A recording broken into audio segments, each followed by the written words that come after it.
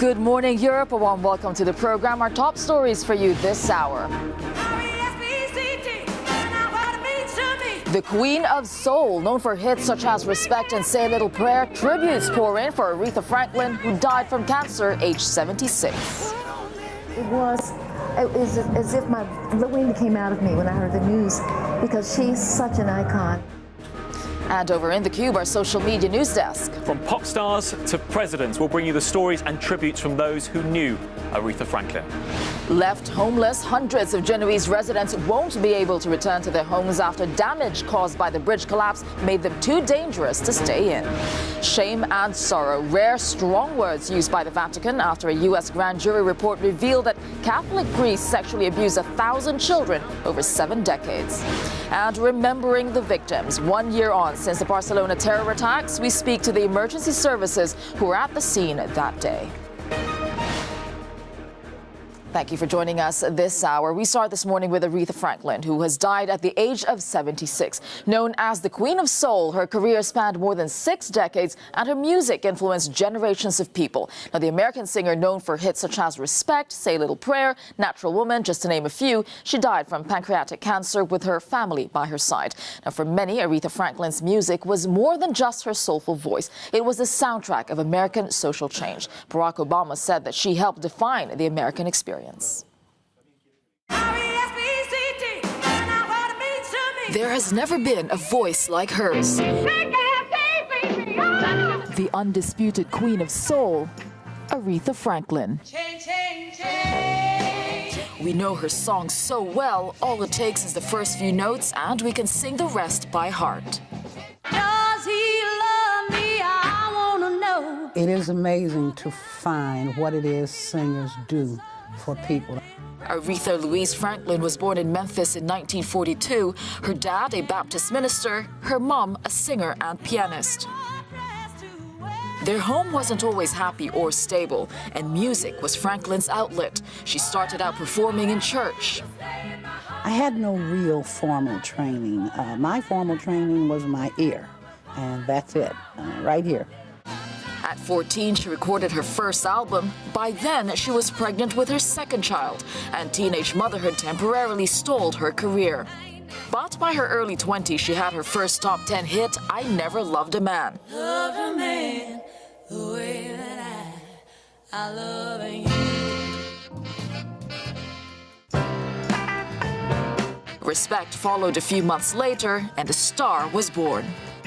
Everybody wants respect. Young, old, middle-aged, even little 3-year-olds want respect. She was a diva and a trailblazer who used her voice to crash through barriers, rising against the backdrop of the civil rights movement to become the first woman inducted into the Rock and Roll Hall of Fame.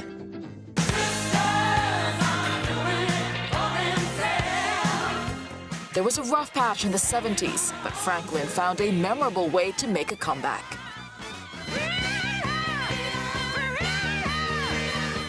And thanks to her power, range, and style, she remained an icon ever since. Producing so many signature hits, it's impossible to pick a favorite. They're like my children. I love them all, but there are some that I like a little more than others.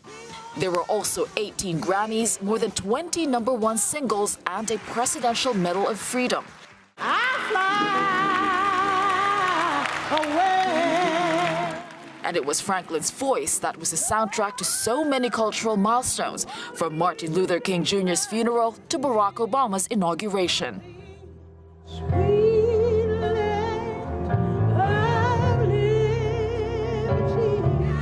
Twice divorced and a mother of 4, Franklin was fiercely protective of her privacy, in later years preferring to spend most of her time at home in Detroit.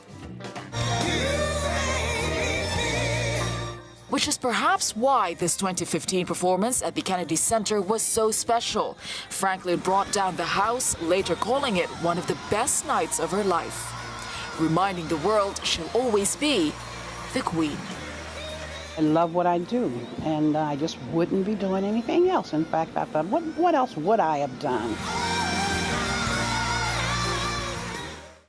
Well, Aretha Franklin's music and her legacy goes far beyond music, and this has become really clear with all the tributes paid by world leaders and civil rights activists. Alex and the CUBE team have more on this. Alex. Social media is full, Tessa, of these tributes paid to Aretha Franklin, a woman whose life has touched many generations and crossed many boundaries. And we're seeing that in the tone and in the messages that are coming out now that she has passed away. Let's just start with the Reverend Jesse Jackson, the civil rights campaigner, who says he knew Aretha Franklin since they were both teenagers. And in a long statement released alongside this tweet, he says that she stood by Martin Luther King in the 60s when he started to lose support from allies, when he was hounded by the press and the FBI. He said in his darkest hours, Aretha Franklin stood by Martin Luther King. Obviously, he's the leading figure of the movement at the time, risking her own career to stand up for what she believed in. And he also then spoke after she passed away about the final moments when he saw her in her last few days. Let's have a listen to what Jesse Jackson had to say. I was able to touch the warmth of her hand and her forehead and kiss her one last time. My blood was running warm in her veins. We've known each other for nearly 60 years, since I was a teenager. Known each other for nearly 60 years, saying he had the chance to kiss her forehead and her hand one last time. A sense of a goodbye there from someone who went through a lot with Aretha Franklin. But isn't just figures in the civil rights movement past who are remembering Aretha Franklin, people who have gone through that generational struggle. It's people still fighting on the front lines of it today. This tweet shared by Reverend Jesse Jackson from Kristen Clark, who fights for civil rights as a legal figure in the United States, saying that Aretha Franklin was really a force behind the scenes of the civil rights movement, driving it through. And this last thing here, how she empowered generations of women through the messages in her music, this idea that she goes beyond simply the generation, her own generation. Then, of course, President Barack Obama saying that for him, Aretha Franklin defined the American experience, saying in her music, you could hear the pain, the struggle, but also the hard-won respect. The whole American story really summed up for former President Barack Obama in the music of Aretha Franklin. And I think what's really touching a lot of people, you could sum it up in this. This is Franklin Street subway station in New York, in Brooklyn. And on the steps, it's now being called Aretha Franklin Station by commuters. And they have added here, Aretha makes me feel like a natural woman. And there's now calls for these little impromptu tributes to be left by the station authorities. And just perhaps the thought I want to leave you with is how Aretha Franklin really did turn things around. Respect, the song perhaps one of the songs she's best known for. Originally, it was sung by a man. Aretha Franklin took it, turned it around, and a lot of you pointing out on Twitter, that is what she did with so many things, demanding respect for women, respect for civil rights as well. So Aretha Franklin, somebody inspiring people from all generations, from across a whole number of issues, Tessa, and the internet really is full of tributes to the Queen of Soul. Indeed, Alex, and she has touched a lot of lives, and one of those would be Sister Sledge. They were one of the soul groups who walked down the road to success paved by Aretha Franklin. Kim and Debbie Sledge reflect now on what she meant to them. And for me personally, it was as if the wind came out of me when I heard the news, because she's such an icon, and her spirit, her soul, everything about her, everything that we did was based on Aretha Franklin, especially in the very beginning. And I think so many people feel the same way. What a deep loss. But I'm so grateful for her music. She is the Queen of Soul, and it lives on forever. It's respect. It's R-E-S-P-C-T. Find out what it means to me. You can't help but dancing and singing to that song. And I love the message. And she was feisty, and you could see that in her music. So when I hear that, that's all over Aretha. I mean, nobody has that signature like she does. Right. Well, I feel now. Let's call this song exactly what it is. What it is, what it is, what it is. It's a funky slow down feeling. What it is. From left to right. What it is. What it is I might be doing. What it is. It's a funky dance all night. We can go on. I mean, we can get carried away. Aretha. Nobody gave us what she could give us. That's the truth. And it's just awesome. You could see that she was a deep person. And one of the things that showed her strength is she didn't Put on airs. She didn't put any grief on anyone else. If she was carrying something, she was carrying that with strength and with grace. She was. And she didn't bring about anything negative, even if she was going through something. I think that it speaks of tremendous strength. And she brought that beauty out in her music. that was healing for everyone else. That was Kim and Debbie Sledge of Sister Sledge paying tribute to Aretha Franklin. And earlier I spoke with Margot Spann, an LA-based music journalist and DJ, and I asked her about the music and legacy Aretha left behind. Well, Tessa, I can tell you that Aretha's legacy far beyond music. You know, to say that we lost a legend or an icon is really an understatement. You know, this woman came of age as an artist during a time frame where Black Americans were fighting for so much. They were fighting just to be heard, fighting to be considered Americans. So when you have someone that puts out an anthem that truly says we are fighting for respect, that 40 years later people are still playing because it really was the soundtrack for a lot of people's lives. And, you know, it really speaks to the type of person that she was, and it really speaks to how deeply she was involved with the civil rights movement. Yes, indeed. And speaking about that, she was a civil rights icon, wasn't she? So what impact did she have on the struggle for civil rights? And how do you think that part of her life will be remembered?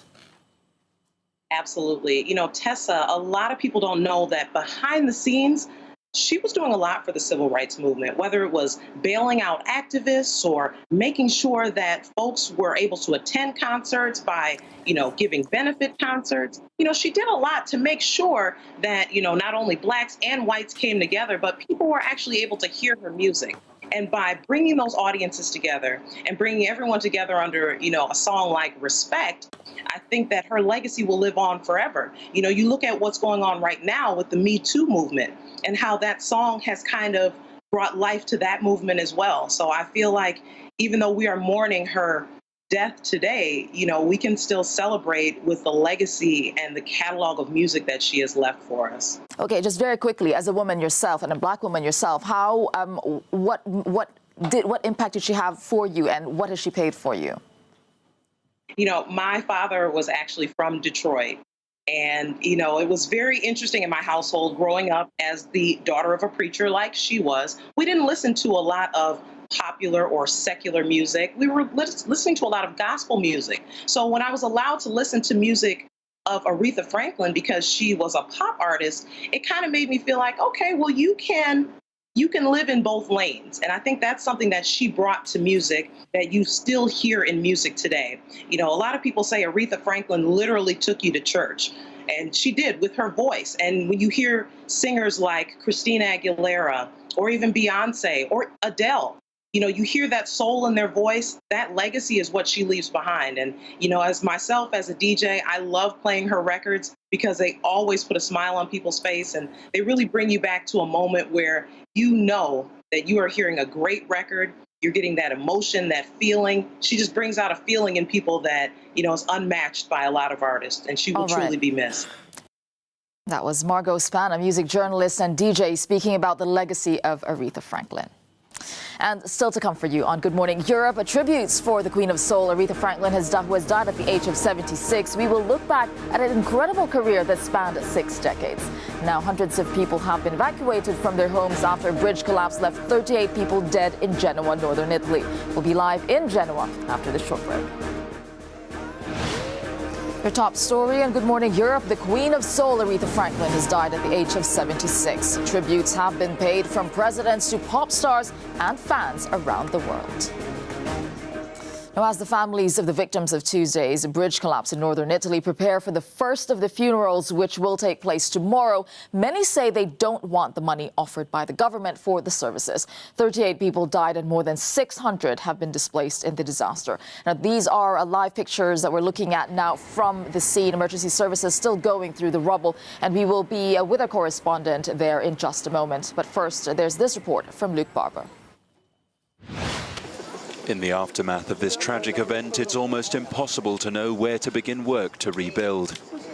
With operations underway to locate missing victims, rehouse those rendered homeless, and reconstruct the missing stretch of road, there is so much to be done as authorities sift through the wreckage of Italy's 11th bridge collapse in 5 years. It's a big loss. It's a big loss, especially for the victims. It's a loss for the injured people we have in our hospitals. It's a loss for the city. It definitely damaged our port system. It's damage that should be rectified in the coming days. We need to find quick solutions and start reconstruction of the bridge. And there should also be a solution with plans we have for major development in infrastructure to avoid a city that becomes paralyzed by this event. Funerals have already begun for those who lost their lives in the devastating bridge collapse. While rescue teams are still searching for missing people trapped beneath the rubble, hopes of finding anyone alive are dwindling. To speak about responsibilities, to finger point, to start the blame game is to delay what we need to do the most. Mourn the lost lives, help the injured people, and reconstruct our city. Whoever made the mistake, and for sure there is someone who made a mistake, will pay everything, until the last cent. But it is not the work of politicians to play judge, just like it's not the work of a judge to reconstruct the bridge. The tragedy also poses major questions for the port at Genoa. With a trade volume of almost 60 million tons, it ranks first in Italy. But without the easy route from the port into the mainland that the Morandi Bridge provided, concerns are mounting over the economic effects of the collapse. This bridge for us was really important for the heavy traffic and especially for the traffic from our port, that is the biggest port in Italy. So it's about the 50% of our exports extra European Union come from this port. So we have really big problems nowadays, and for us it's really important to rebuild the bridge as soon as possible, I think in half a year. Another concern is the number of people who have been rendered homeless by the collapse. Over 600 have been sleeping in makeshift emergency accommodation centres after being told their homes are too dangerous to stay in, and the number is expected to rise. On Monday we have already 40 houses ready, apartments ready to go, and we already set up a plan for 350 of those.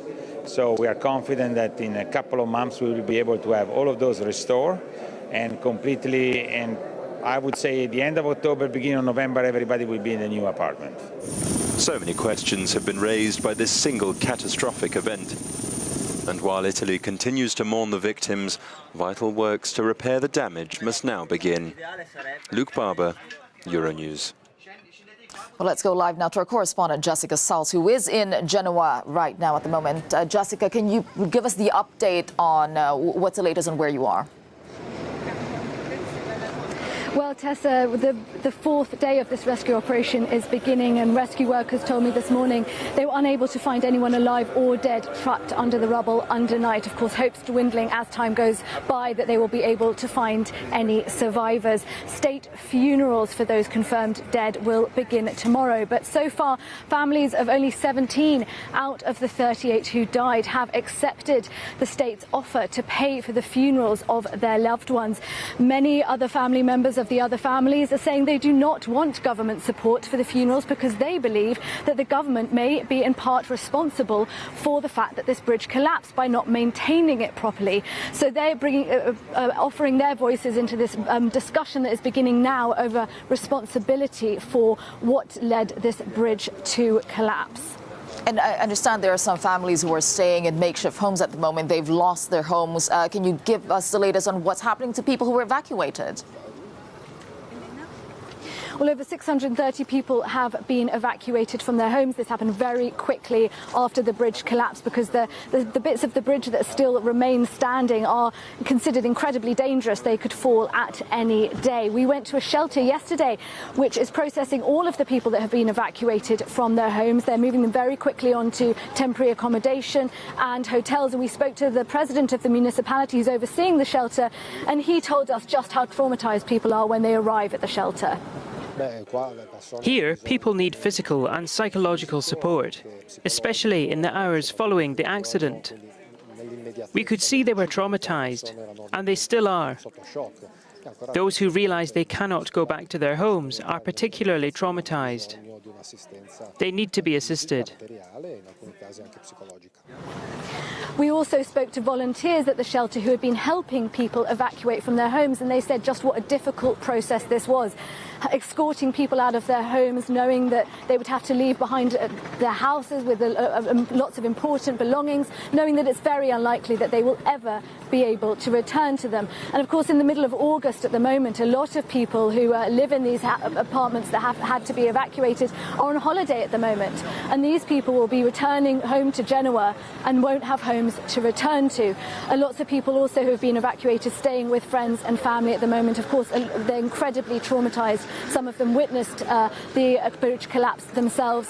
And when we spoke to politicians yesterday, local politicians in Genoa, they say that they hope to be able to rehouse these people by the end of the year at the absolute latest.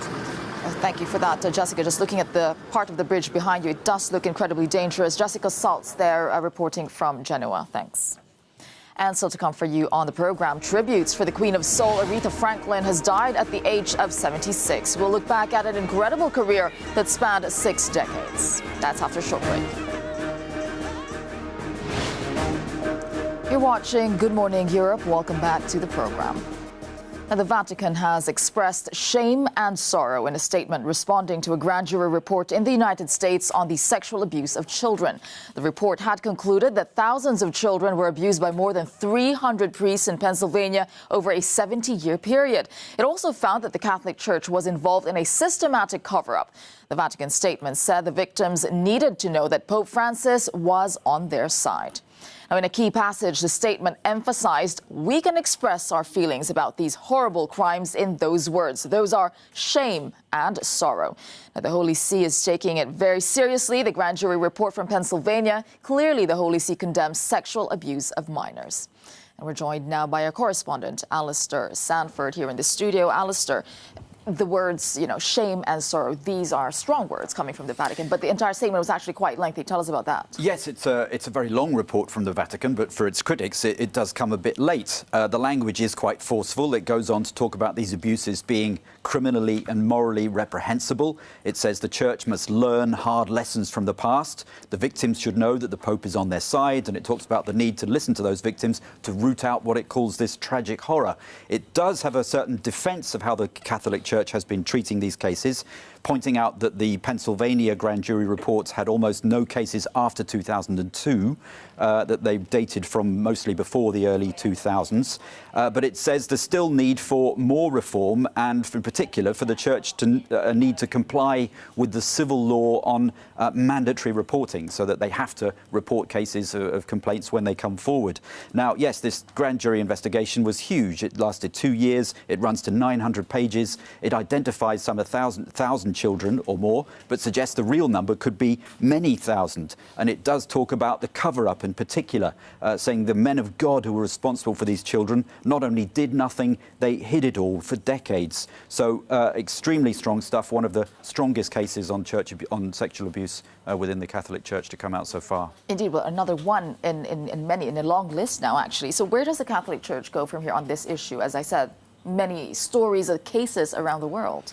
Yes, many around the world. The Vatican's been struggling to deal with all these, and Pope Francis himself has been criticised. He had to apologise over his response to abuse cases in Chile earlier this year. And he's got a crucial visit coming up to Ireland later this month, where there are calls for him to take more responsibility, and he's due to meet some survivors. The Vatican's still accused of not tackling this head-on. Even over the Pennsylvania report, the Attorney General said he'd written to the Pope that the Vatican had advance warning of this report, and yet there was silence. And he said there was even an attempt in some quarters to cover up the cover-up. There are calls now within the Church to really get a grip on this. The US Conference of Catholic Bishops has come forward with recommendations, in particular of 3 particular goals, to investigate issues regarding the Cardinal who had to resign last month, to produce new channels for reporting complaints, and to have better procedures to resolve cases. And they say that they're going to put that personally to the Pope later this year. All right, thank you for that, Alistair Sanford. Thanks. Now, a U.S. Veterans Day parade requested by President Donald Trump and planned for November has been postponed by defense officials. The parade, due to pass through Washington and commemorate the centenary of World War I, caused concern after reports estimated it would cost in the region of $90 million. It's now due to take place in 2019. After more than a year behind bars, the chair of Amnesty International Turkey has been released in Istanbul. Taner Kilic was arrested on charges of membership of a terrorist organization and accused of using an encrypted messaging application favored by members of the banned Fethullah Gulen movement. Police found no evidence of the application on his phone. Passengers on a Xiamen airplane traveling from China to the Philippines were panicked after the aircraft's rough landing at Manila International Airport. Those on board took to social media to share photos of the crash landing as the crew initiated emergency evacuation procedures. It's unclear what caused the incident.